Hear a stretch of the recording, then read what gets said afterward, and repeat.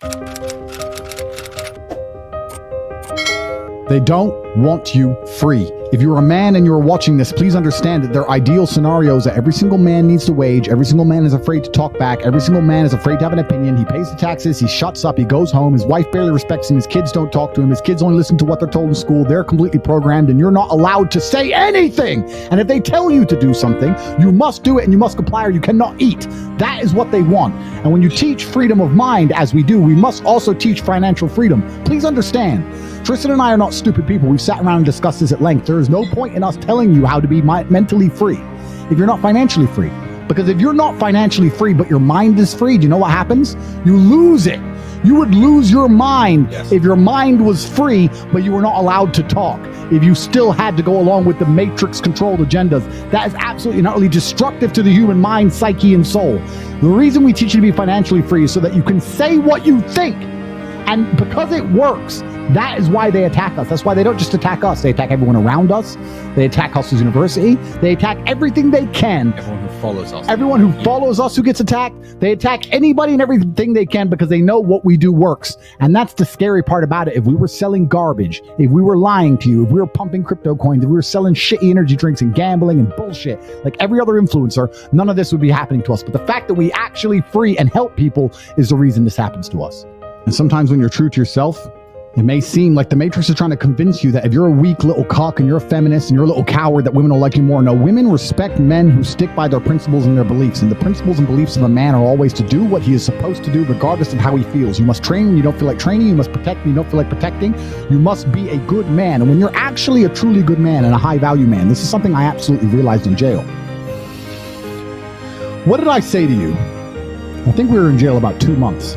It was one of the harder days. It was during Ramadan, and I lost 30% of my food to cockroaches. The hard days. The hard days. And unfortunately, I had one meal a day, but the meal came during the sunshine. So I had to try and protect my food from infestation until the sun went down. And I remember losing most of the food for the day, and I was particularly upset because I had trained so hard, my muscles were aching, and I couldn't get any food. And only eating once a day.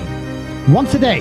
And I said to you, I said, Tristan, I have no problem suffering if the people I love are not suffering. My children are taken care of. The women I love are taken care of. My mother is taken care of. Everybody around me is fine. Even if they've removed me from my life and locked me in a jail cell, everybody I love is taken care of, and is protected and is living good.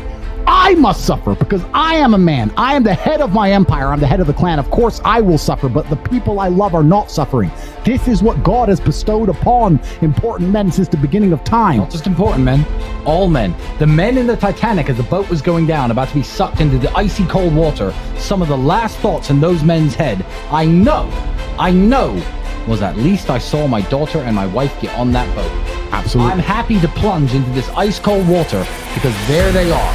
On that boat, away from danger. Everyone we love, and everyone in the world who we care about was taken care of. And I said, Andrew, would you rather us both be at liberty, but someone else in our life suffer? Mum suffer?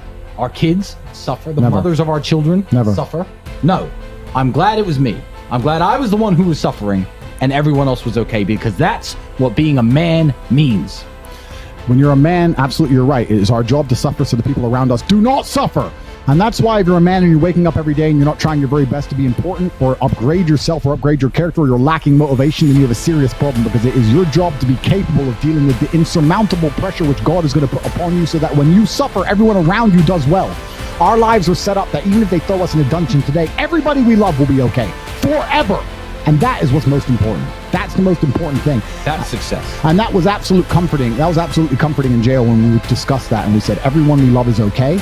You and I just have to make it through this. And that's absolutely and utterly comforting. And if you're a man sitting at home right now, you need to sit and say, okay, if they plucked me from my life, if they picked me up and threw me in a room and locked me in a jail cell, which can happen. Which can happen to anybody, especially as they continue these matrix attacks on masculinity as a whole.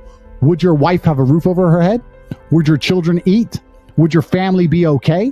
Think about these things. This is what you're working for. You're not working to make money so you can buy a Lamborghini. You're working to make money, and you're thinking outside of the box, and you're becoming your best version of yourself, so all the people around you will always be okay no matter what happens. It is your job as a man to suffer.